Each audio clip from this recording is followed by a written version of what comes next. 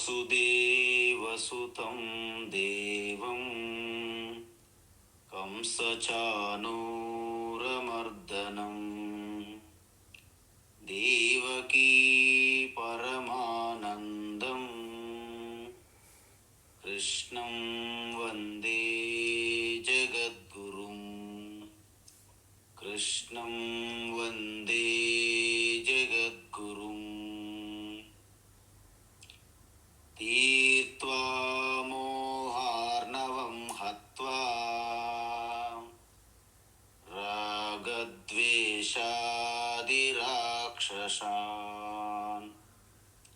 సీతా శాంతి సమాయుక్తా ఆత్మా రామో విరాజతే ఆత్మా రామో విరాజతే. ఆత్మస్వరూప బంధుగణ భగవద్గీత జ్ఞానయజ్ఞములో భాగంగా 5వ అధ్యాయం కర్మ సన్యాస యోగ అంటారు. మనం ఈ అధ్యాయం యొక్క ఆవశ్యకత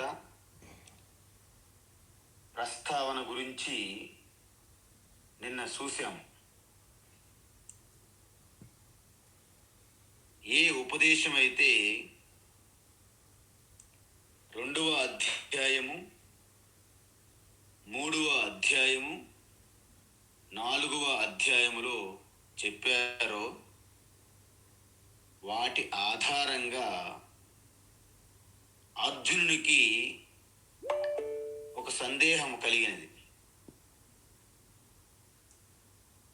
భగవాన్ శ్రీకృష్ణ ఇంతవరకు ఏ ఉపదేశం అయితే చేశారో వేదము యొక్క లక్ష్యము, వేదము యొక్క అంతిమ ప్రయోజనం అదే.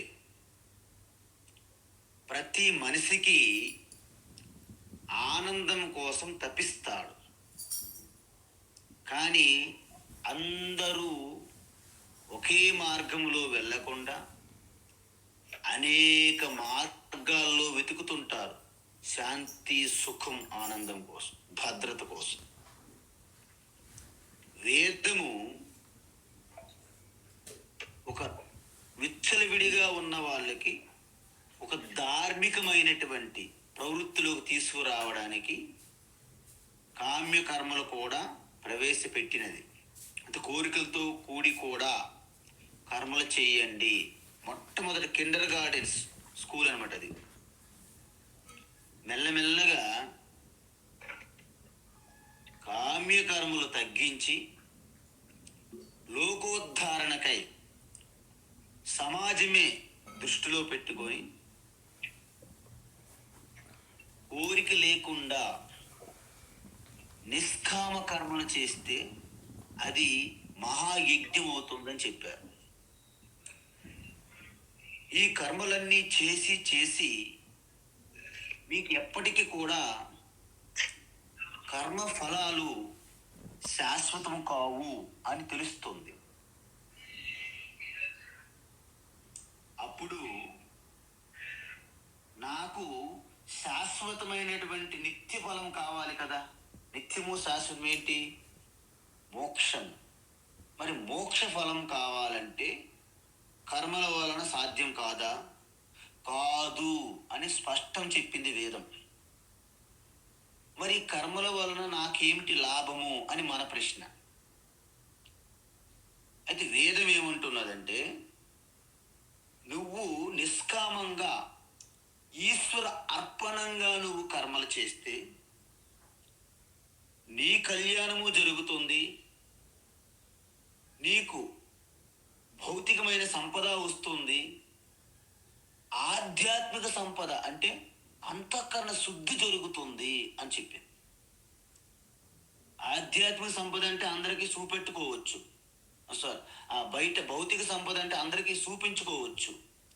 ఆధ్యాత్మిక సంపదతో నాకేం లాభం అని మన ప్రశ్న. అంటే అంతఃకరణ శుద్ధి, ఈ పవిత్రమైనటువంటి హృదయం అనేది ఆధ్యాత్మిక సంపద. అది ఉంటేనే ఈశ్వరకు ఉండవలసినటువంటి ఐశ్వర్యం, ఏదైతే శక్తి, ఆ జ్ఞానము, ఆ అనంత ఆనంద మోక్ష పదము ఆధ్యాత్మిక సంపద అంటే అంతఃకరణ శుద్ధి ఉన్న వాళ్ళకే లభ్యమగును అని వేదం చెప్పింది. ఓహో, అంత ప్రయోజనం ఉందా? అయితే ఈశ్వరార్పణంగా నేను కర్మలు చేసి వచ్చే ఫలాన్ని ఈశ్వర ప్రసాదంగా భావిస్తే నాకు మోక్షం వస్తుందా? అప్పుడు వేదం ఏముంటుందంటే అప్పటికీ మోక్షము రాదు అంటుంది. మరి ఈశ్వరార్పణంగా స్వార్థం లేకుండా లోక కళ్యాణం చేస్తే నీ ఆధ్యాత్మిక సంపద అంతఃకరణ శుద్ధి జరిగి నువ్వు ఆత్మ విద్యను తెలుసుకోవడానికి యోగ్యత సంపాదిస్తావు. అందువలన ఈ ఈశ్వరార్పణంగా సకల కర్మలు చేయడాన్ని, ఈశ్వర ప్రసాదంగా ఆ ఫలాలను స్వీకరించడాన్ని కర్మయోగము అంటారు అని చెప్పి, కర్మయోగము నిష్ఠ ద్వారా ప్రతి ఒక్కరూ పాటించి తరువాత శాస్త్రం చెప్పినటువంటి ఆత్మతత్వం గురు ఉపదేశము ద్వారా శ్రవణము, వినడము, మననము, సంశయం లేకుండా నివృత్తి చేసుకోవడము, నిధిధ్యాసనము, పదే పదే పదే చింతన చేసి ఆ ధ్యాన స్థితిలో ఉండడం, ఈ మూడింటి ద్వారా నీ ఆత్మతత్వాన్ని అధ్యయనం చేయడాన్ని జ్ఞానయోగం అంటారు అని చెప్పింది. అంటే ప్రతి మనిషి కర్మయోగం చెయ్యాలి, చిత్తశుద్ధి పొందాలి, జ్ఞానయోగంలో ప్రవేశించాలి, జ్ఞాననిష్ట పొంది ఆత్మానందములో ఉంటూ ఆడుతూ పాడుతూ 3 పువ్వులు 30 కాయలుగా జీవితాన్ని ఆనందభరితం చేసుకోవాలని వేదం యొక్క కోరిక, ఆశ, లక్ష్యం కూడా. దానిని దృష్టిలో పెట్టుకొని భగవాన్ శ్రీకృష్ణ అందరికీ అందుబాటులో ఉండే స్పష్టమైనటువంటి నిర్దేశంతో మార్గదర్శనంగా ఒక టార్చ్ బేరర్, అంటే ఒక టార్చ్ లైట్ లాగా మన చేతికి భగవద్గీత ఇవ్వడం జరిగింది. డైరెక్ట్గా పైనుండి రిలీజ్ చేయడానికి అవదు కాబట్టి ఒక అవతారమూర్తిగా మాయా శరీరం ధరించి అర్జునుడనే ఒక శ్రేష్టమైనటువంటి భౌతిక సంపద పొందినటువంటి ఒక వ్యక్తిని పట్టుకొని అవకాశం కోసం ఎదురు చూస్తూ యుద్ధరంగంలో ఆ అవకాశం చిక్కడం వలన భగవద్గీత ఆవిర్భవించింది. ఈ యొక్క స్కీము అర్జునుడికి చెప్పడం జరిగింది 2వ అధ్యాయంలో. కర్మయోగం యొక్క విస్తారము 3వ అధ్యాయంలో మనము చూసాము. జ్ఞానయోగం యొక్క విస్తారము 4వ అధ్యాయంలో మనము చూసాం. అయితే అర్జునుడి సందేహం ఏమిటంటే ప్రతి మనిషి మోక్షం పొందాలంటే మొట్టమొదట కర్మయోగం చెయ్యాలి, తర్వాత జ్ఞానయోగం చెయ్యాలి. మన పిల్లలు డాక్టర్లు, ఇంజనీర్లు కావాలంటే ఎలిమెంటరీ స్కూలు, హై స్కూల్ చదవాలి, ఇంటర్మీడియట్, డిగ్రీ, పీజీలో, ఎంబీబీఎస్లో వెళ్ళాలి. ఇది స్కీమ్. అయితే ఈ 2 సాధనలు చేయడానికి మీరు జీవన విధానంలో ఎంచుకునే మార్గం ఉన్నది అని భగవాన్ చెప్పారు. ఏంటి మార్గాలు? 4 ఆశ్రమాలు ఉన్నప్పటికీ ఏంటివి? బ్రహ్మచర్యము, గృహస్థము, వానప్రస్థము, సన్యాసము ఆశ్రమాలంట.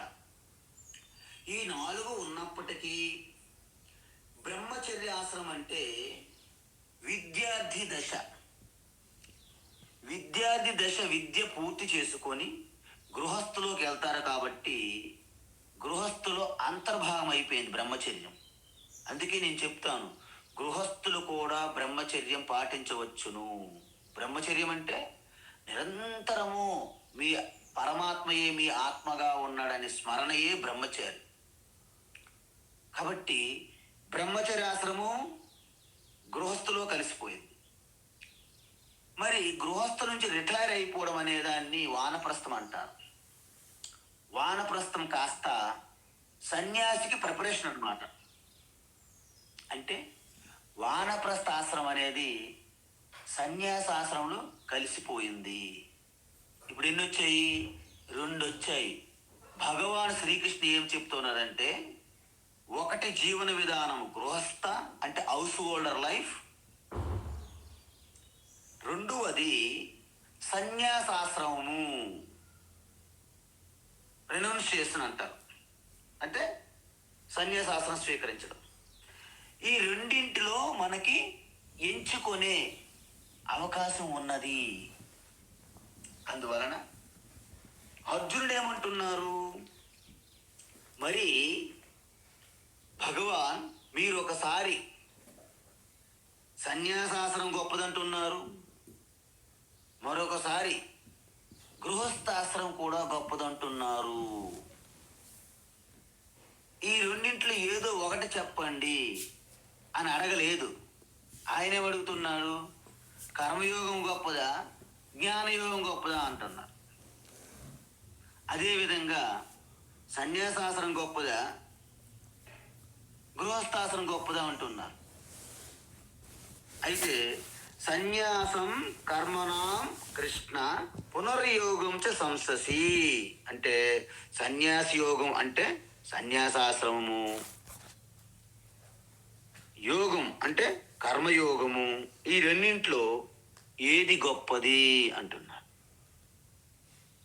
అయితే భగవాన్ ఏమన్నారు, సన్యాసాశ్రమము గృహస్థాశ్రమము రెండు గొప్పవే అని చెప్పారు. చూసారా, రెండు గొప్పవే. ఎందుకు? రెండింట్లో కూడా మీరు జీవిస్తూ కర్మయోగము జ్ఞానయోగము అవలంబించి పాటించి మోక్షమును చేరుకోగలరు, రెండు ఆశ్రమంలో ఉంటూ. కానీ తయోహో అంటే ఆ రెండింటి మధ్య, తయోహో అంటే గృహస్థాశ్రమానికి సన్యాసాశ్రమానికి కంపేర్ చేసుకుంటే కర్మ సన్యాసాత్ అంటే సన్యాసాశ్రమ కంటే కర్మయోగ గృహస్థాశ్రమమే విశిష్యతే ఉత్తమమైనది అని చెప్పారు. ఎందుకు? సమాజం అంతటికి మన జ్యేష్ఠుడు అంటారు చూడండి, జ్యేష్ఠ బ్రదర్, జ్యేష్ఠ సోదరుడు అంటారు. ఈ 4 ఆశ్రమాలలో జ్యేష్ఠ ఆశ్రమము గృహస్థాశ్రమంగా అభివర్ణిస్తారు. ఎందుకంటే ఒక గృహస్థ లేదనుకోండి, ఇల్లు వాకిలు ఉండదనుకోండి, ఒక పద్ధతిగా బ్రహ్మచారి ఎక్కడో ఒక దగ్గర భిక్ష తీసుకొని జీవిస్తారు. వానప్రస్థులు కూడా ఇల్లు వాకిలు లేకుండా ఎక్కడో ఒక దగ్గర భిక్ష తీసుకొని జీవిస్తారు. సన్యాసులు కూడాను భిక్ష తీసుకొని జీవిస్తారు. మీరు వీళ్ళందరికీ భిక్ష ఇచ్చేవారు ఎవరు? గృహస్థులు. ఇప్పుడు గృహస్థులు కూడాను ఇంట్లో వంటలు మానేసి ఎక్కడో బయట ఎక్కడ పెడుతున్నారా, హోటల్స్కి వెళ్ళిపోవడము, స్విగ్గీలు జొమాటోలు టొమాటోలు ఏవేవో ఉంటాయి యాప్స్, వాటి ద్వారా వాళ్ళు కూడా భిక్షలు తెప్పించుకుంటున్నారు. గృహస్థులు కూడా వండడం మానేశారు చాలా రోజుల నుండి. అంటే సమాజము ఎంత దుర్భరమైన స్థితిలో ఉంటున్నదో వెళ్తుందో చూడండి మీరు. కాబట్టి గృహస్థ అనేవాళ్ళు ఇంట్లో వంట ఎప్పుడు మానివేయరాదు. ఈ విధంగా ఈ రెండింటిలో సన్యాసాశ్రమ కంటే గృహస్థాశ్రమే గొప్పది అని భగవాన్ చెప్పారు. ఎందుకు అలా చెప్పారంటే, ఆయన ఒక మాట చెప్పాలనుకుంటారు మనకి. మీకు 3 అవకాశాలు ఉన్నాయి. ఏంటివి? ఫస్ట్ గృహస్థులుగా ఉంటూ కర్మయోగం పాటించి తర్వాత జ్ఞానయోగం ద్వారా మోక్షాన్ని పొందవచ్చును. అంటే మీరు సన్యాసాశ్రమంలోకి ఎప్పుడు వెళ్ళాల్సిన పని కూడా లేదు. ఇది మొదటి జీవన విధానం. రెండవ జీవన విధానం ఏమిటి? విద్యార్థి దశ నుండి బ్రహ్మచర్యం నుండే డైరెక్ట్గా సన్యాసం స్వీకరించవచ్చు. అంటే గృహస్థగా వెళ్లకుండా, అంటే ఏంటి? బ్రహ్మచర్యం నుండి గృహస్థ కాకుండా సన్యాసి అయిపోవడం. అంటే ఏంటి? సన్యాసి కూడా కర్మయోగం చేస్తూ జ్ఞానయోగము ద్వారా మోక్షం పొందవచ్చును. మరి మూడో మార్గం ఏంటి? బ్రహ్మచారిగా ఉంటూ అధ్యయనం చేసి గృహస్థాశ్రమం స్వీకరించి ఇల్లు వాకిలి చక్కబెట్టుకొని గృహస్థ ధర్మాన్ని పాటిస్తూ రిటైర్ అయిపోయి సన్యాసాశ్రమంలో ప్రవేశించవచ్చును. అంటే గృహస్థుగా అద్భుతంగా కర్మయోగము చేసి సన్యాసాశ్రమంలో జ్ఞానయోగము చేస్తూ మోక్షం పొందవచ్చు. ఈ విధానాన్ని ఉపనిషత్తుల్లో చెప్పారు. జాబాల ఉపనిషత్తు, బ్రహ్మచర్యం సమాప్య గృహీ భవేత్, గృహీ భూత్వా వని భవేత్, వని భూత్వా ప్రవ్రజేత్ అన్నారన్నమాట. ఏం చెప్పారు జాబాల ఉపనిషత్తులో? బ్రహ్మచర్యం పూర్తిగా అధ్యయనం చేసి శాస్త్రాలు పారాయణాలు ఉచ్చారణ చేస్తారు కదా, వేదం, మనం వేద పాఠశాల అంటారు కదా మన వాళ్ళు, అదంతా బ్రహ్మచర్య ఆశ్రమం అన్నమాట. బ్రహ్మచర్యం పూర్తయిన తర్వాత గృహీ భవేత్ అంటే గృహస్థాశ్రమంలో వివాహం చేసుకుని గృహస్థుగా రాజాదిరాజ మహారాజులాగా గృహస్థ ధర్మము పాటించాలి. గృహీ భూత్వా అంటే గృహస్థాశ్రమం చక్కగా అనుష్ఠానం చేసిన తర్వాత వని భవేత్ వానప్రస్థాశ్రమంలోకి వెళ్ళిపోవాలి. అంటే పిల్లలని బాధ్యతలు అప్పగించి మీరు అలాగా 1 by 1 మెల్లగా రిటైర్ అవ్వాలి ఇంటి బాధ్యతల నుండి. దాన్ని వానప్రస్థాశ్రమం అంటారు. వని భూత్వా అంటే వానప్రస్థాశ్రమంలో మీకు ద్రవ్య పదార్థములు, డబ్బులు, ధనములు అక్కర్లేదు. జపము, పారాయణము, ధ్యానము, ఇలాంటి ఉపాసన ఎక్కువ ఉంటాయి అన్నమాట. మానసిక కర్మలు అంటారు. తరువాత వని భూత్వా ప్రవ్రజేత్ అంటే పూర్తిగా అక్కడ నుండి సన్యాసాశ్రమం స్వీకరించడం. కానీ ఇంకో మార్గం కూడా చెప్పారు ఉపనిషత్తుల్లో. అథవా ఇతరత అంటే మీరేం చేయాలి? బ్రహ్మచర్యాత్ ప్రవ్రజేత్ డైరెక్ట్గా బ్రహ్మచర్యం నుండి సన్యాసం కూడా అవ్వచ్చు. ఎప్పుడు?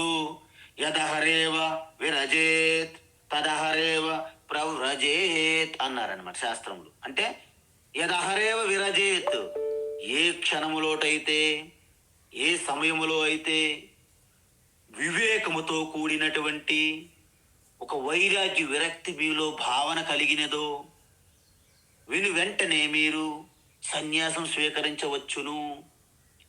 అంటే ఇంతకీ సన్యాసాశ్రమం గొప్పదా, గృహస్థాశ్రమం గొప్పదంటే మీరు సమాధానం చెప్పకూడదు. టక్కన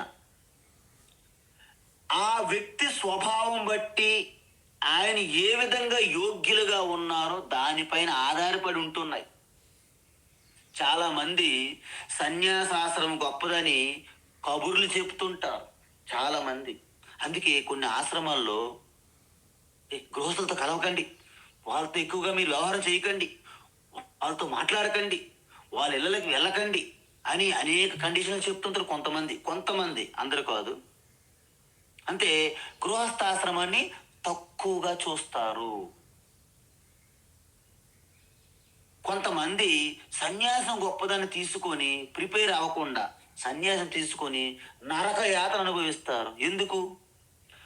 గృహస్థ నుండి సన్యాసం అవ్వచ్చు, బ్రహ్మచారి నుండి సన్యాసం అవ్వచ్చు, వానప్రస్థం నుండి సన్యాసం అవ్వచ్చు. కానీ సన్యాసం నుండి నువ్వు చావాలే తప్ప తిరిగి రావడానికి మార్గం లేదు శాస్త్రంలో. సన్యాసి అయిన తర్వాత గృహస్థ అవడానికి వీల్లేదు, వానప్రస్థం రావడానికి వీల్లేదు, బ్రహ్మచారిగా వీల్లేదు. అంటే సన్యాసి అనేది వన్ వే ట్రాఫిక్. చూసారా, మనకి వన్ వే ట్రాఫిక్ అంటారు. మరి వెనక్కి రావడానికి మరి ఉండదు, ముందుకు వెళ్ళిపోవడమే అలాగా వన్ వే ట్రాఫిక్. అందువలనే ఈ మధ్యన మీరు టీవీల్లోను పేపర్లలోను చూడండి, యూట్యూబుల్లోను ఇంటర్నెట్లోను అందరూ మిథ్యాచారులు, విడివిడి జ్ఞానముతో ఏదో ఆకర్షణలకు లోనయ్యి సన్యాసులు తీసుకొని సన్యాస ఆశ్రమానికి, సనాతన ధర్మానికి మచ్చ తీసుకొస్తున్నారు. కాబట్టి మా గురువులు, మా గురు పరంపరలో ఎవరికి పెడితే వారికి సన్యాసము ఇవ్వరు. అందువలన ఈ సన్యాసాస్త్రం తీసుకోవాలంటే దానికి సంసిద్ధత అయి ఉండాలి, మెచ్యూరిటీ ఉండాలి. అప్పుడు సన్యాసి ఆశ్రమాన్ని కూడాను ఆనందరామ, ఆత్మారామగా ఎంజాయ్ చేస్తారు. గృహస్థాశ్రమం కూడా అంతే. దానికి కూడా మీకు ఆనందంగా ఆస్వాదించగలగాలి. అప్పుడు గృహస్థాశ్రమం అంటే ఒక కింగ్ అనమాట, రాజు ఆశ్రమం అనమాట అది. అందువలన భగవాన్ ఏమంటున్నారంటే, రెండు ఆశ్రమాల్లో కూడా లాభం ఉన్నది, నష్టం ఉన్నది. మీరు విషయం చెప్పండి. ఇప్పుడు ట్రాఫిక్ ఉన్నది, ట్రాఫిక్ సిగ్నల్, అందరము వెళ్తుంటాం. అక్కడ రెడ్ సిగ్నల్ దగ్గర మనం అందరము ఆగాలి. కానీ విఐపి ఎవరు, అంబులెన్స్ వచ్చింది అనుకోండి, వాళ్ళు వెళ్ళిపోతారు. ఆ విధంగా మనిషి కొంతమంది ఎక్సెప్షన్స్ ఉంటాయి. అందరికీ సన్యాసాశ్రము పనికి రాదు. ఎక్సెప్షన్గా కొంతమంది సంసిద్ధులై ఉంటారు. వాళ్ళు మాత్రమే డైరెక్ట్గా సన్యాసాశ్రమం తీసుకోవచ్చు. కానీ సమాజంలో 100కి 95, 96, 97% గృహస్థులుగానే ఉండాలి, ఉంటారు. గృహస్థాశ్రములో పూర్తిగా ఉండి జ్ఞానం పొందవచ్చును, లేదా గృహస్థాశ్రమం చివరికి సన్యాసంలోకి వెళ్ళవచ్చు. ఇది ఈ 3వ మార్గమే వేదం ముఖ్యంగా చెప్పింది. భగవానికి కూడా అదంటేనే ఇష్టం. బ్రహ్మచర్యము, గృహస్థము, తర్వాత ఆఖరిలో సన్యాసం. అయితే ఈ రెండు ఆశ్రమాలలో లాభాలు చూసాము, నష్టాలు చూసాము. లాభం ఏంటి? గృహస్థాశ్రములో అద్భుతమైనటువంటి కర్మయోగం చేయడానికి మీకు అవకాశం ఉంటుంది. కానీ బాధ్యతలు ఎక్కువగా ఉండడం వలన జ్ఞానయోగం చేయడం అనేది కష్టం అనిపిస్తుంది. మీరు చూడండి, ఇంతవరకు అనేక కర్మయోగం చేస్తున్నారు మీరు, కర్తవ్య కర్మలు. 11వ తేదీన భగవద్గీత జయంతి ఉత్సవం అంటే చాలా మంది అమ్మలు మా సొంతం మా కుటుంబంలోనే వివాహం ఉన్నది, మేము రాలేము. చూసారా, ఆ రోజు అద్భుతమైనటువంటి జ్ఞాన యజ్ఞానికి మీరు రాలేకపోతున్నారు. అది మీ తప్పు కాదు, మీరున్నటువంటి ఆశ్రమ ధర్మము, గృహస్థాశ్రమ ధర్మం అది. అందువలన మీరు చాలా మంది ఆ కార్యక్రమం రాలేకపోతున్నారు. అనేక ఇష్యూస్ ఉంటాయి. ఇలాంటి ప్రాబ్లము గృహస్థాశ్రమకు ఉన్నది. కానీ లాభం ఏంటి? తాత్కాలికమైనటువంటి భద్రత, ఆ సొలేస్, అవన్నీ ఒక రకంగా మీకు అనారోగ్యమైన వేడి నీళ్ళు కాచి మెడిసిన్స్ తెచ్చి తిన్నారా, కూర్చున్నారా, చుట్టూ అడిగే వాళ్ళు ఉంటారు. సన్యాసికి నువ్వు ఉన్నావా పోయావని అడిగేవారు ఎవరు ఉండరు. తర్వాత అందరూ వచ్చి ఒక్కొక్కరు వచ్చి, స్వామీజీ మేము ఒంటరిగా ఉన్నాము, మేము బాధపడిపోతున్నాం అంటారు. కానీ ఎప్పుడు కూడా స్వామీజీ మీరు ఎలా ఉంటున్నారు, ఒంటరిగా ఉంటున్నారు, ఎలా గడుస్తుంది, ఎవరు అడగరు. సన్యాసి దగ్గరికి వచ్చి ప్రతి ఒక్కరూ వాళ్ళ యొక్క సమస్యలు చెప్పడమే తప్ప మీరు ఎలా ఉన్నారు స్వామి అని ఒక్కరు అడగరు. ఎందుకు? సన్యాసి ఏంటంటే అలా గాలి పీల్చుకుని అలా బ్రతికేస్తుంటారు. వాళ్ళకి ఏంటి వీటితో పని అనుకుంటారు చాలా మంది. అది ఉచితం కాదు. కాబట్టి ఎవరికైనా జ్ఞానం లేకపోతే సన్యాసి అయినా గృహస్థులైనా భయంతో బతకాల్సిందే. ఎవరికైతే జ్ఞానం ఉంటుందో వాళ్ళు గృహస్థులైనా సన్యాసులైనా వాళ్ళు నిశ్చింతగా, ఆనందంగా, ధైర్యంగా, అభయంగా, భయం లేని స్థితిగా ఉంటారు అని చెప్పారు. అందుకే ఇంతకీ దీని యొక్క ముఖ్యమైన ఉద్దేశం ఏమిటంటే సన్యాసాశ్రము గృహస్థాశ్రము రెండూ గొప్పవైనప్పటికీ వాటి యొక్క లాభ నష్టములు అన్నీ చెక్ చేసుకుని చూసేటప్పుడు సన్యాసికి ఏమవుతుంది, ఆయనకి ఎటువంటి బాధ్యతలు ఉండవు. కానీ తన భిక్షాటను చూసుకొని అతని యొక్క శ్రవణము మననము నిధిధ్యాసం చేసుకోవాలి. ఇటువంటి జ్వరం వస్తే ఏమైంది, ఈశ్వరుడికి అర్పించడమే జ్వరం కూడా. మేము ఎటువంటి ఆకలి వేసినప్పుడు ఒక్కోసారి భిక్ష దొరకదు మాకు. ఆ రోజు ఏకాదశి వ్రతం అని కూడా మేము మీకు అనిపించవచ్చు, ఈరోజు ఏకాదశి కాదు కదా, మీకు కాకపోవచ్చును, మాకు అది ఏకాదశి వ్రతమే. అలా భావించుకొని సన్యాసి దానికి కూడాను అంగీకరించాలి. ఈ విధంగా సన్యాసాశ్రము గృహస్థాశ్రము రెండూ గొప్పవైనప్పటికీ సమాజం అందరికీ అందుబాటులో ఉండేది గృహస్థాశ్రమము. ఎవరో ఒక అనన్యులు అంటే ఎక్సెప్షన్స్ వారికే సన్యాసాశ్రమం డైరెక్ట్గా తీసుకోవచ్చును అని చెప్పి భగవాన్ ఓటు గృహస్థాశ్రమంకి వేశారు. అంటే మీరందరూ విజయం వైపు ఉంటే నేను వాటం వైపు ఉన్నానన్నమాట. యాజ్ ఏ సన్యాసిగా నేను ఓడిపోయే పార్టీలో ఉన్నాను, మీరందరూ పక్కా గెలిచే పార్టీలో ఉన్నారు కృష్ణ భగవాన్ ప్రకారం. కాబట్టి ఇప్పుడు ఏమంటున్నారంటే జ్ఞేయస్స నిత్య సన్యాసీ, జ్ఞేయస్స నిత్య సన్యాసీ, జ్ఞేయస్స నిత్య సన్యాసీ, యో న ద్వేష్టి న కాంక్షతి, యో న ద్వేష్టి న కాంక్షతి, యో న ద్వేష్టి న కాంక్షతి, నిర్ద్వంద్వో హి మహాబాహో, నిర్ద్వంద్వో హి మహాబాహో, నిర్ద్వంద్వో హి మహాబాహో, సుఖం బంధాత్ ప్రముచ్యతే, సుఖం బంధాత్ ప్రముచ్యతే, సుఖం బంధాత్ ప్రముచ్యతే, జ్ఞేయస్స నిత్య సన్యాసీ, యో న ద్వేష్టి న కాంక్షతి, జ్ఞేయస్స నిత్య సన్యాసీ, యో న ద్వేష్టి న కాంక్షతి, జ్ఞేయస్స నిత్య సన్యాసీ, యో న ద్వేష్టి న కాంక్షతి, నిర్ద్వంద్వో హి మహాబాహో, సుఖం బంధాత్ ప్రముచ్యతే, నిర్ద్వంద్వో హి మహాబాహో, సుఖం బంధాత్ ప్రముచ్యతే, నిర్ద్వంద్వో హి మహాబాహో, సుఖం బంధాత్ ప్రముచ్యతే. ఇక్కడ అర్జునుడు ప్రశ్న సందేహం ఏంటంటే, ఎందుకంటే కృష్ణ భగవాను బయటవే కాదు అన్ని కూడా చూడగలడు అన్నమాట స్వభావం దృష్టితో.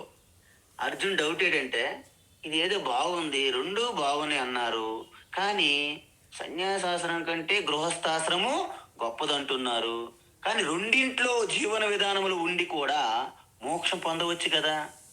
అయితే కృష్ణ రెండు అంటే గృహస్థాశ్రమము సన్యాసాశ్రమము రెండు ఆశ్రమంలో కలిగే లాభాలు నాకు కావాలి. చూసారా ఎంత తెలివితేటలు.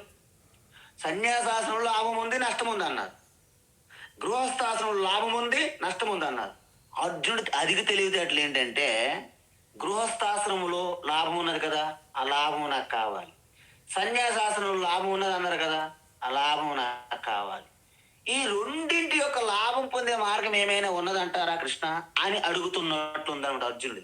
అప్పుడు కృష్ణ పరమాత్మ నవ్వుతూ ఏమన్నారంటే, ఏ మహాబాహో అంటే ఏ ప్రపంచ విశ్వ విజేత ధనుర్ధారి మహాబాహువులు కలిగినటువంటి ఓ భరతశ్రేష్ఠ అర్జున, ఓ కౌంతేయ, రెండింటి యొక్క లాభం పొందే మార్గం కూడా ఉన్నది. ఏంటది? ఎవరైతే పూర్తిగా రాగద్వేషములను మేనేజ్మెంట్ ఎవరైతే చెయ్యగలుగుతారో, అంటే మనకి సాధారణంగా మనం అనురాగము, అటాచ్మెంటు, నేను నాది అనే భావన దేని మీదైతే మనం ఆరోపిస్తామో వాటిపైన రాగం, అటాచ్మెంట్ ఆటోమేటిక్గా స్వాభావికంగా పెరుగుతుంది. అందువలన అవి కోల్పోతామో, లేకపోతే వాటి నుండి ఎదురు దెబ్బ తగిలేటప్పుడు ద్వేషం కలుగుతుంది మనకి. అందువలన ఈ రెండింటికి, అంటే ఈ రెండు కూడా ఒకే విధంగా మీరు పొందాలంటే రెండింటి అందు కూడా చెలించకుండా వాటిని నియంత్రించే మేనేజ్మెంట్ టెక్నిక్ మీకు తెలిసి ఉండాలి. అందుకే ఈ ప్రపంచాన్ని ద్వంద్వ ప్రపంచము అంటారు. ద్వంద్వములు అంటే ఏంటి? ప్రపంచములో ఏ ఒకటి కూడా 100% పర్ఫెక్ట్ కాదు. అసలు ప్రపంచం అంటేనే పర్ఫెక్ట్ కాదు అని అర్థం. ఎందుకు? కేవలం ఆత్మ చైతన్యం, ఆత్మస్వరూపం ఒకటే పర్ఫెక్ట్ సృష్టిలో. ఆత్మ కంటే అంటే ఏంటి? చిదానంద రూప శివ కంటే, ఆత్మారామ కంటే సృష్టిలో ఏది కూడా పర్ఫెక్ట్ కాదు. ఎందుకు? ఈ సృష్టి అంతా కూడా మాయ యొక్క 3 గుణముల ద్వారా వచ్చింది. మాయ అంటేనే కుంటి, అంటే కపటి.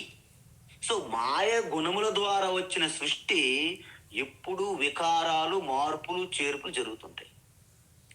నా ప్రాణ స్నేహితులు నా మాట తప్పుడు అంటారు. కొన్ని నెలలో, కొన్ని సంవత్సరాలకు మాట తప్పుతారు వాళ్ళు.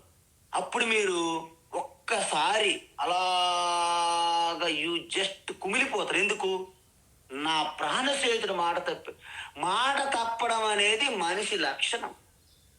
మరి మనిషి కాడు అలాంటప్పుడు ఆయన ఒక రాయిని, అయితే మీరు ఒక రాయిని మీరు ప్రాణ స్నేహితుడిగా తీసుకోవాలి. అప్పుడు రాయి ఎప్పుడు రాయిలా ఉంటుంది. కాబట్టి అందువలన ఈ సృష్టిలో వ్యక్తులు, వాళ్ళ భావనలు, ఆలోచనలు శాశ్వతం కాదు. ఏ బంధము శాశ్వతం కాదు. తల్లి పుత్రుల బంధమే శాశ్వతం కాదు. భార్యాభర్తల బంధం కూడా శాశ్వతం కాదు. గురు శిష్యుల బంధం కూడా శాశ్వతం కాదు. అసలు బంధము అంటేనే శాశ్వతం కాదండి. పోనీ ఇంకో మాట అందా, దేవుడు భక్తుడు, అంటే భక్తుడు ఈశ్వరుడు బంధం శాశ్వతమా? అది కూడా కాదు. ఎందుకు? ఆ బంధం కూడా తెగిపోయి శివోహం అనే స్థితికి వెళ్లాల్సిందే. కాబట్టి సృష్టిలో భక్తుడు భగవాన్ బంధం కూడాను నిత్యం కాదు. తల్లిదండ్రులు పుత్రులు బంధం కూడాను నిత్యం కాదు. అలాంటప్పుడు అనిత్యమైనటువంటి ప్రపంచంలో మీరు నిత్యాన్ని వెతుకుతూ వెళ్తున్నారు. ఎండమావుల్లో నీరు వెతికినట్లు. అందువలన ఇది ద్వంద్వం ప్రపంచము, ఈ జగత్తని తెలుసుకోవాలి మనం. అయితే అప్పుడు ఏమవుతుందంటే మీ రాగద్వేషములను ఎవరైతే అదుపులో పెట్టుకుంటారో గృహస్థాశ్రమం కూడా చాలా తేలికైపోతుంది. సన్యాసి కూడా అప్పుడు ఏవైతే బంధనాలు ఉండవనుకుంటున్నామో ద్వేషాలు కూడా మీకు ఉండవు. అంటే సన్యాసికి ఏ విధంగా అయితే బాధ్యతలు లేవు, మీరు కూడా కర్తవ్యం చేస్తారు, కానీ వాటి రిజల్ట్స్ పైన మీకు ధ్యాస ఉండదు. అప్పుడు మీ రాగద్వేషాలని మెల్లగా కంట్రోల్ చేసుకుంటే మీరు కూడా గృహస్థాశ్రమంలోనే ఉంటారు, సన్యాసులుగా జీవిస్తారనమాట. అందువల్ల సహజంగా ఏ వ్యక్తికి కూడా పూర్తిగా 0 రాగద్వేషాలు అనే వ్యక్తి భూమి మీద ఉండడు. అంటే ఏంటి? అవి ఉంటాయి, కానీ వాటిని నియంత్రించే శక్తి మనలో ఉంటుంది. అందుకే ఏమంటారంటే నివృత్త రాగస్య గృహం తపోవనం. ఎవరైతే ఈ రాగద్వేషాలు లేకుండా శాంతంగా ప్రతి ఒక్కదాన్ని కూడా ఈశ్వరార్పణంగా భావించి రాగద్వేషాలు లేకుండా ఉంటారో వాళ్ళ ఇల్లు తపోభూమి అయిపోతుంది. మరి ఆశ్రమాల్లో ఉన్నప్పటికీ రాగద్వేషాలు, రాజకీయాల్లో ఉంటారు చాలా మంది సన్యాసులు కూడా. ఆశ్రమాల్లో బ్రహ్మచారులు, గృహస్థులు అందరూ ఉంటారు ఆశ్రమాల్లో. అది ఒక భయంకరమైనటువంటి ఒక మార్కెట్ ప్లేస్ గా తయారైపోతుంది ఆశ్రమం కూడా. అందువలన ఈ రాగద్వేషములు మీద ఒక్కసారి మీరు పట్టు సాధించగలిగితే అప్పుడు ఆ కుటుంబ సభ్యులందరూ కూడా మీకు ఒక రకమైన సహకారం అందిస్తారు. అప్పుడు మీరు ఎటువంటి ఆశ్రమాల వైపు మీరు చూడాల్సిన వెతకాల్సిన పని ఉండదు. ఎవరికి ఎవరైతే నా ద్వేష్టి నా కాంక్షతి. ఇక్కడ ద్వేష్టి అంటే ద్వేషము, కాంక్ష అంటే రాగము. కాంక్ష అంటే రాగము. ఏ తెలివైన వ్యక్తి ఎవరు కూడాను ద్వేషించకుండా ఉంటారో వారు సన్యాసికి వాళ్ళకి ఏమీ తేడా ఉండదు. కేవలము బయట వస్తువులు వేషం అంటే వస్త్రధారణ మాత్రమే భేదము. ఈ విషయం మనము చూసాం. జనకుడు, సాక్షాత్ కృష్ణ పరమాత్మ, అనేక మంది రాజర్షులుగా ఉండేవాళ్ళు. వాళ్ళు నిత్య సన్యాసి అని తెలుసుకో అర్జున. అంటే సన్యాసాసన స్వీకరించారనే కాదు, వాళ్ళు శాశ్వతమైనటువంటి సన్యాసులే. నిత్య సన్యాసి ఎవరు? రాగద్వేషములను పూర్తిగా అదుపులో పెట్టి నియంత్రించుకొని ఈ ద్వంద్వాలు అంటే ద్వంద్వాలకి ఎటువంటి చెలించకుండా, సుఖ దుఃఖాలకి, శీతము ఉష్ణము, లాభము నష్టము, జయము పరాజయము, ఇదంతా ప్రపంచ జగత్ యొక్క స్వరూపే ద్వంద్వములు. వాటికి మీరు చెలించకుండా ఎవరైతే తన సమత్వమైనటువంటి నిశ్చలమైనటువంటి ప్రశాంతతో ఉండగలుగుతారో వారు గృహస్థులైనా సన్యాసులైనా వారే నిత్య సన్యాసి అన్నారు. అంటే చూసారా, సన్యాసిలో ఉన్నటువంటి లాభము పొందారు, గృహస్థాశ్రమంలో ఉన్న లాభము పొందుతున్నారు. అంటే మీకు కంఫర్ట్స్ ఉన్నాయి అంటే గృహస్థాశ్రమం. మీరు కర్మయోగంతో పాటు జ్ఞానయోగం కూడాను చేసుకుంటున్నారు సన్యాసిలాగా. కానీ సన్యాసికి లేనటువంటి సెక్యూరిటీ, అల్పమైన సెక్యూరిటీ తాత్కాలికము మీకు ఉన్నది. సన్యాసికి లేనటువంటి బాధ్యత ఎలాగైతే ఎక్కువగా పడిపోరు, భారం తల మీద వేసుకొని, ఆ విధంగా మీరు భారం కూడా లేని జీవితము. అలాంటి గృహస్థ నిత్య సన్యాసి అని చెప్పారు భగవాన్ శ్రీకృష్ణ. మీరు భగవాన్ శ్రీకృష్ణ చాలా థ్యాంక్స్ చెప్పాలి. ఎందుకంటే ఉపనిషత్తుల్లో ఇలాంటి ఉపదేశం మీకు దొరకదు. అందువలన నేను ఋషికేశ్లో ఉండేటప్పుడు గుజరాత్ నుండి ఒక మహాత్మ వచ్చారు. ఈ శివానంద ఆశ్రమం ఉండేవాడిని స్టార్టింగ్లో. అయితే ముందు రోజు నాకు చెప్పారు, ఆశ్రమంలో రేపు మార్నింగ్ ఉదయం ఏ మహిళలు కూడాను తన గదిలో కుటీరం నుండి బయటికి రాకూడదు. నాకు ఆశ్చర్యమైంది, ఏం జరుగుతుందని. ఒక మహాత్మ ప్రముఖ మహాత్మ వస్తున్నారు గుజరాత్ నుండి, అహ్మదాబాద్ నుండి. వారి వచ్చినప్పుడు ఆశ్రమంలో ఏ మహిళ కూడాను కంట పడకూడదు, దృష్టి పడకూడదు. అంటే అందరు లోపల బంధించుకుని ఉండాలి. నేను అనుకున్నాను, ఇదేంటి ఇంత ఘోరమైన అన్యాయం అని. తర్వాత తెలిసింది, వారు ఆశ్రమంలో కానీ వారు కానీ ఎటువంటి మహిళకి దర్శనం ఇప్పించరంట ఆయన. అంటే పూజ్య స్వామి దయానంద సరస్వతి అంటారు, ఎవరు పైత్యం వాళ్ళకి ఆనందం. అది ఒక పైత్యం అనమాట. అది ఎవరు ఏంటని మరి అవసరం లేదు.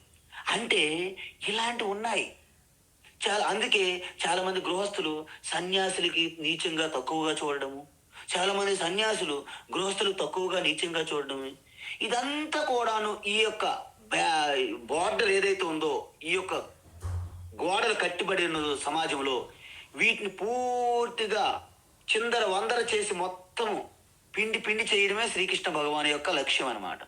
అందువలన భగవాన్ శ్రీకృష్ణ ఉపనిషత్తుల జ్ఞానము, ఇతర పురాణ జ్ఞానము రెండు కలిపి సమాజానికి ప్రతి మనిషికి కావలసినటువంటి జీవన విధానానికి సంబంధించిన జ్ఞానము అందిస్తున్నారు. అందుకే కృష్ణం వందే జగద్గురు.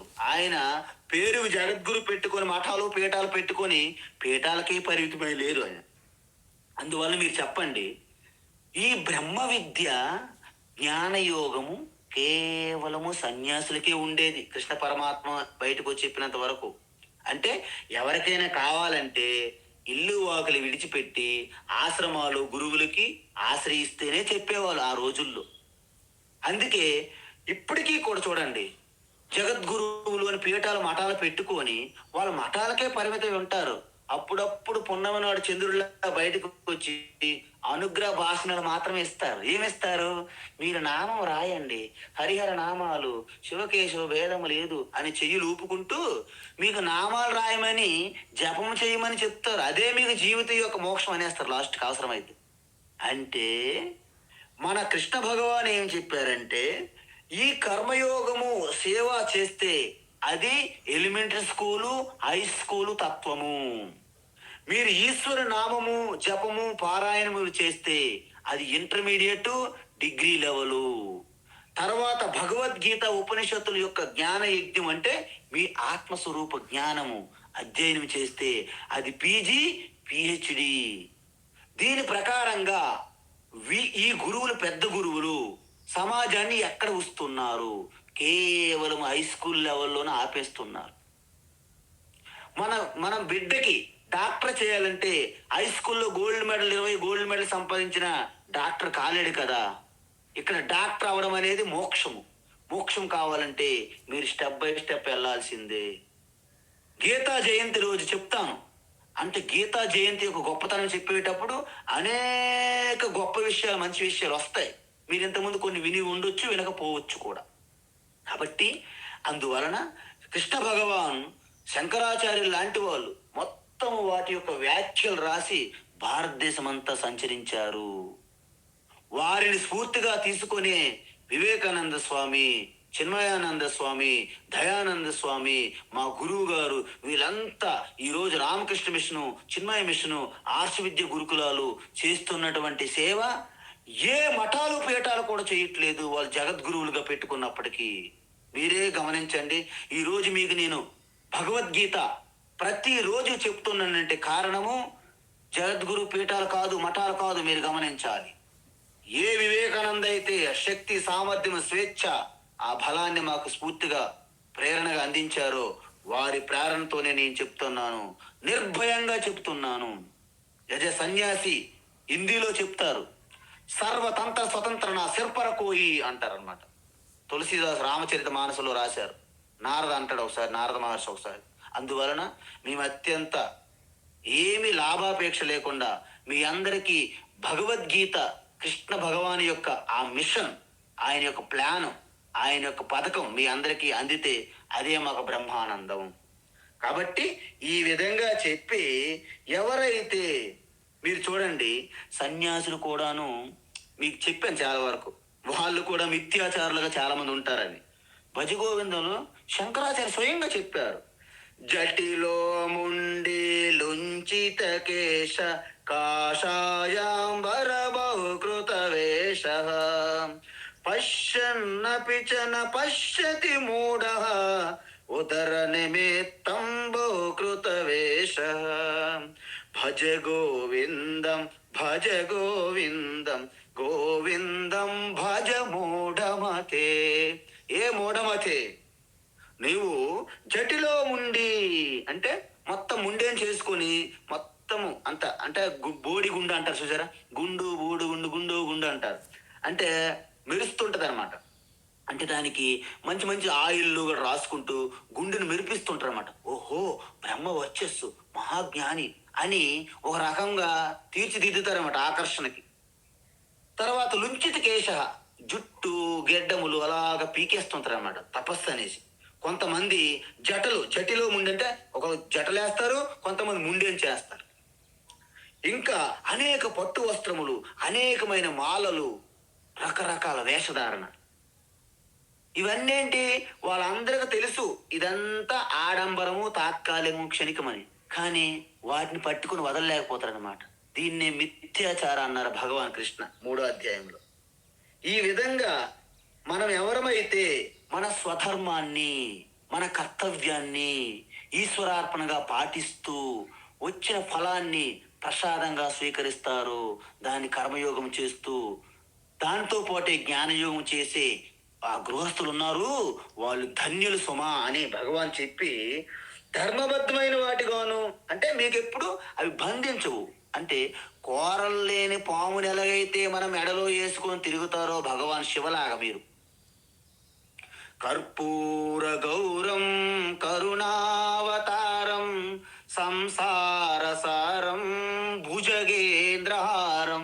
భుజగేంద్రహారం అంటే ఆ యొక్క పాము మెడలో ఉంటా చూసారా, భుజగేంద్రహారం సదా వసంతం హృదయారవిందే భవం భవానీ సహితం నమ అప్పుడు ఆ శక్తి, ఆ మాయాశక్తి మీకు సరెండర్ అయిపోతుంది. అప్పుడు మీరు చిదానంద రూప శివ అంటే, ఆ స్వామి మీకు ఏ విధంగా హెల్ప్ చేయగలను, what can I do for you you know. మనం ఎక్కడికైనా వెళ్ళేటప్పుడు రిసెప్షన్ ఉంటుంది, అక్కడ ఒక ఇద్దరు ముగ్గురు అమ్మాయిలు పెడతారు. వాళ్ళు ఎవరు? డ్యామ్ సెల్స్ అంటే అప్సరసలు అని అర్థం. వాళ్ళు what can I do for you, what can I do for you నవ్వుతూ ఉన్నట్టు మాట్లాడతారు. లోపలంతా ఎంత చిరాగ్గా ఉన్నా, ఎంత బాధగా భయంగా ఉన్నా, లోపల మాత్రం thank you, welcome welcome, may help you, what can I do for you, ఇవన్నీ మాట్లాడతారు వాళ్ళు బయటికి మెకానికల్గా. కానీ మీరు అలా మెకానికల్ కాదు, మీరు స్వాత్మ ఆనందంతో మీ మాటలు రావాలి. ఈ కొన్ని గ్రూపులు ఉన్నాయి మన సమాజంలో ఆడపిల్లలకి నాశనం చేయడానికి. వాళ్ళ పేర్లు కూడా నాకు చెప్పాలనిపించట్లేదు, నా నోటని రాకూడదు. అది ఏదో కుమారీస్ అంటారు, కుమారీస్ ఏం బ్రహ్మో ఏదో మూఢ కుమారీసా బ్రహ్మకుమారి తెలియదు నాకు. అవి అయితే వాళ్ళు మనకి ఎయిర్ ఫోర్స్లో మనం ఫ్లైట్ లోపలికి వెళ్తేప్పుడు ఎలాగైతే అక్కడ ఉంటారో ఆ విధంగా ధన్యవాదాలు అక్కడ thank you, good morning, good evening అని స్వీట్ వర్డ్స్ అనమాట. ఆ విధంగా మన ఆడపడుచులకి చాలా మంది బ్రెయిన్ వాష్ చేసేస్తున్నారు. మన సనాతన ధర్మము సంప్రదాయం నుండి తప్పించేస్తున్నారు, మాయ చేస్తున్నారు. చేపకి ఎలాగైతే ఏదో ఒక ఎర చూపెట్టి గేలం వేస్తున్నారు, అలాంటి వాతావరణంలో మన పిల్లలకి చిన్నప్పటి నుంచి మనము భగవద్గీతను పరిచయం చెయ్యాలి. ప్రతి ఆడపిల్ల బయటికి వెళ్ళేటప్పుడు చేతిలో ఒక చిన్న పాకెట్ భగవద్గీత బుక్ పెట్టించాలి. మనము జుట్టు కట్టుకోవాలి, జుట్లు విరబూసుకొని ఇలాగా ఒక మందర, ఒక పూతన, ఒక శూర్పణఖలాగా ఇలా జుట్లు విరబూసుకొని వెళ్తున్నారు. అందుకే మొన్న నేను ఒక విషయం చెప్పా, జుట్టు కట్టుకో, బొట్టు పెట్టుకో, గీత పట్టుకో, గీత తెలుసుకో, రాత మార్చుకొని చెప్పాను మొన్న. చెప్పక తప్పదు, మరి చెప్పాలి. అందువలన మీరు ఈ యొక్క సంప్రదాయాన్ని గౌరవిస్తే మీకు ధర్మము సంప్రదాయము మీకు రక్షిస్తుంది. కవచం వలె హనుమాన్ కవచం, పంచముఖ హనుమాన్ కవచం మీ వద్ద ఉంటుంది. అప్పుడు ఆ విధంగా చెప్పి ఇంకా మీకేమవుతుంది, బంధా ప్రముచ్యతే. బంధం అంటే ఏంటి? ఈ రాగద్వేషాలతో కుమిలిపోతున్న ఈ సంసార బంధనం, కర్మ బంధనం నుండి మీరు తేలిగ్గా బయటపడతారు. ఎలాగా? సుఖాత్ అంటే తేలిగ్గా అవలేలుగా బయటపడతారు అని చెప్పారు అన్నమాట భగవాన్ కృష్ణ. చెప్పిన తర్వాత ఏమంటున్నారు, ఇంకా భగవాన్ అక్కడతో ఆగట్లేదు, ఆయన రెచ్చిపోతున్నారు అనమాట. ఏంటి? సాంఖ్యయోగౌ పృథగ్బాలాః, సాంఖ్యయోగౌ పృథగ్బాలాః, సాంఖ్యయోగౌ పృథగ్బాలాః, ప్రవదంతి న పండితాః, ప్రవదంతి న పండితాః, ప్రవదంతి న పండితాః, ఏకమప్యస్థితః సమ్యక్, ఏకమప్యాస్థితః సమ్యక్, ఏకమప్యాస్థితః సమ్యక్, ఉభయోర్విందతే ఫలం, ఉభయోర్విందతే ఫలం, ఉభయోర్విందతే ఫలం, సాంఖ్యయోగౌ పృథగ్బాలాః, ప్రవదంతి న పండితాః, సాంఖ్యయోగౌ పృథగ్బాలాః, ప్రవదంతి న పండితాః, సాంఖ్యయోగౌ పృథగ్బాలాః, ప్రవదంతి న పండితాః, ఏకమప్యస్థితః సమ్యక్, ఉభయోర్విందతే ఫలం, ఏకమప్యాస్థితః సమ్యక్, ఉభయోర్విందతే ఫలం, ఏకమప్యాస్థితః సమ్యక్, ఉభయోర్విందతే ఫలం. ఉత్తమం. ఇక్కడ సాంఖ్య యోగౌ అంటే, సాంఖ్య అంటే సన్యాసి ఆశ్రమము, యోగ అంటే గృహస్థాశ్రమము, రెండు కూడా అంటే రెండు ఆశ్రమ జీవన విధానంలో ఉండి కూడా కర్మయోగము జ్ఞానయోగము రెండు ఆశ్రమంలో పాటించే వాళ్ళు మోక్షం పొందుతారు అని భగవాన్ చెప్పాడు. స్పష్టం చెప్పాడు జగద్గురు అయినటువంటి పరమాత్మ. అయితే కొంతమంది మిడిమిడి జ్ఞానం ఉన్నటువంటి పండితులు మనం మేనమేసాలు లెక్క పెట్టుకొని శాస్త్రాల పుస్తకాలు బ్యాగుల్లో వేసుకొని తిరుగుతుంటారన్నమాట. పగటి వేషగాలు అంటారు వాళ్ళని. వాళ్ళేమంటున్నారంటే గృహస్థాశ్రమం ఏంటండి, అది చిన్నదండి. గృహస్థ సంసారి సన్యాసి పరమహంస పరివ్రాజిక అని కొంతమంది. ఏమి సన్యాసులండి, కాషాయాలు వేసుకొని బిచ్చగాల్లాగా. గృహస్థాశ్రమం గొప్పదని కొంతమంది. ఈ విధంగా ఈ రెండు ఆశ్రమాలు వేరువేరుగా వివరించి రెండింటి యొక్క అంతిమ లక్ష్యాన్ని వేరువేరుగా ఉన్నదని చెప్తుంటారంట. ఎవరు? ఆ పండితులే. కానీ వాస్తవానికి వాళ్ళు పండితులు, జ్ఞానులు కాదు. వాళ్ళు బాలాహ. బాల అంటే చిన్న పిల్లలండి. వారికి ఎటువంటి జ్ఞానోదయం లేదు, వివేకం. అంటే వీళ్ళు మీసాలు గడ్డాలు ఉన్నా కూడా వీళ్ళు బాలలు లాంటి వాళ్ళని అర్థం కృష్ణ భగవాన్ అంటున్నారు. అందువలన నువ్వు గృహస్థాశ్రమంలో ఉన్నావా, నువ్వు సన్యాసాశ్రమంలో ఉన్నావా అనేది ముఖ్యము కాదు. ఎందుకు? నువ్వు ఏ ఆశ్రమంలో ఉన్నప్పటికీ కర్మయోగము జ్ఞానయోగము చేస్తే రెండు ఆశ్రమంలో కూడాను నువ్వు అనుకున్నటువంటి ఈ యొక్క మానవ జన్మ యొక్క లక్ష్యం, ప్రయోజనము మోక్షం పొందుతావు అని పక్క చెప్పారు.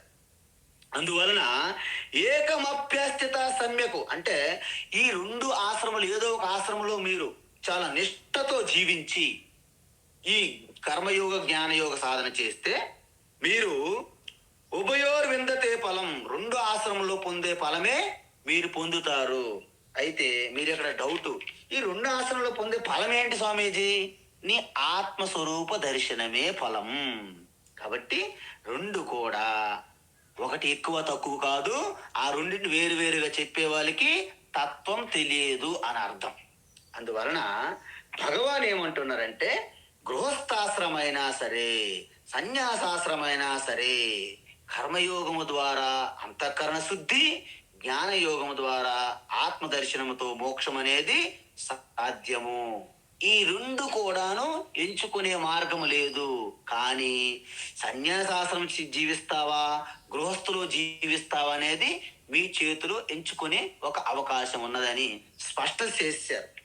కాబట్టి ఇక తరువాత మరొక 2 శ్లోకాలు అంటే 6వ శ్లోకం వరకు జీవన విధానం గురించి చెప్పి తర్వాత ఈ జ్ఞాన సాధన మీద మళ్ళీ ఒకసారి చెప్తారు. హరి ఓం తత్సత్. సర్వం శ్రీకృష్ణార్పణమస్తు. హరి ఓం స్వామీజీ. హరి ఓం మహాదేవా మహాదేవా మహాదేవా. హరి ఓం శ్రీ గురుభ్యో నమః. హరి ఓం స్వామీజీ. హరి ఓం స్వామి, ప్రణామాలు, నమస్కారం. హరి ఓం స్వామీజీ, ప్రణాం ప్రణాం. మీరు వేళ చెప్పారు కదా, సన్యాసి అయిన తర్వాత ఇంకా గృహస్థులు రాకూడదు. అది అవును స్వామీజీ, అది యథార్థం. అది యథార్థం. ఎందుకంటే సన్యాసి దీక్ష ఇంకా పూర్తి దీక్ష. అది పేర్లు అన్ని మారిపోతాయి కదండి. మారిపోవడం కాదు స్వామికి. మనిషి చనిపోయిన తర్వాత ఆత్మ శ్రాద్ధం, నాకు నేను శ్రాద్ధం చేసుకొని గురువు గారి నామం ఇచ్చారు వ్యవహారికంగా. I have no name, no గోత్రం లేదు, పేరు లేదు. కొత్త జన్మ, కొత్త వస్త్రం, కొత్త పేరు, 3 ఆ నదీ తీరంలో కానీ ఎక్కడో ఇస్తారు కదండి మొత్తం. అవును ఇంకా అక్కడ మా ఫ్రెండ్ ఒక అతను ఉన్నాడు నాసిక్ లో. అతను పోలీస్ డిపార్ట్మెంట్ లో చేస్తాడండి. అతను వాళ్ళ వైఫ్ చనిపోయింది, ఒక 5-6 years అయిపోయింది చనిపోయి. Still is in police department.